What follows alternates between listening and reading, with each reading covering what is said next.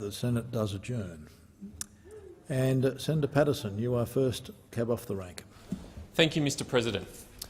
I rise tonight to speak about the critical choice facing the people of Britain on the 23rd of June. They will decide whether to stay or leave the European Union. From where I sit, the choice is clear. Britain would be more prosperous, free and secure outside the European Union. The European Union project may have begun with good intentions, but the reality is that the EU today has strayed very far from those intentions. It has become bloated, undemocratic and hostile to the freedoms that made Britain great. The cost to the British people and their economy is real. Every week, Britain sends £350 million to Brussels. The cost to Britain's economy of just the 100 top EU rules is more than £33 billion each year. The UK has lost control of their borders and their laws. They have no power to control the intake of migrants from within the EU.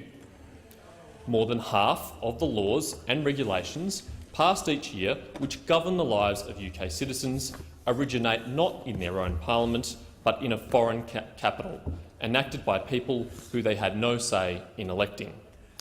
They are subject to and bound to failed and immoral policies like the Common Agricultural Policy, which drives up the cost of food for Europeans and erects barriers to people in the developing world who are only trying to grow food, develop their lives and sell them to the Western world. The main reason for me speaking on this issue tonight is to take the opportunity to address the most common but, in my view, very misguided argument for Britain staying in the EU. There are some who argue that the EU would be worse off without Britain's much-needed sensible and responsible voice in major policy debates. They argue that Australia and the world indirectly benefit from this by preventing the EU from making worse decisions. There are four main reasons why this is a very bad argument. If that argument ever had merit, it has long since ceased to be the case. Despite Britain's urgings, the EU has lurched from crisis to crisis and continues to show no signs of willingness to enact sensible reform. The recent failed renegotiation of Britain's own membership of the EU by the Cameron government is further evidence of this. Number two, we are asking our friends and allies in the United Kingdom to bear a very, very high price for an uncertain benefit for us. To ask them to shackle themselves to the European Union, which lurches from crisis to crisis, which is clearly on the way down and hurtling towards possible disintegration, is too great a request to ask of our friends. Number three, it ignores the very real cost to our relationship with Britain caused by their membership of the EU. For example, a free trade agreement between Australia and the United Kingdom cannot be negotiated because the United Kingdom has no freedom to determine its own trade policies. An agreement for the free movement of people between the Commonwealth countries such as Britain, New Zealand, Australia and Canada also cannot be negotiated because Britain has no freedom to determine those policies.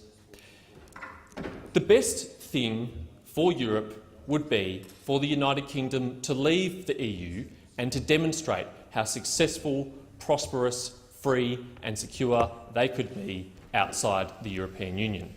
That would send the best signal to the EU of the kind of reforms that are necessary to enjoy prosperity and freedom in the 21st century. The worst thing for the EU and the UK would be for them to decide to stay within the EU, to suffer the consequences of it and to lose the opportunity to demonstrate to the people of Europe that there is an alternative pathway, that there are better policies. I urge the people of the United Kingdom to consider very carefully their vote on the 23rd of June. It is up to you to decide whether you remain or whether you leave. But rest assured that your friends around the world, including in Australia, would welcome you back into the international community outside the European Union, and you would have a strong, prosperous and stable relationship with us if you chose to do so.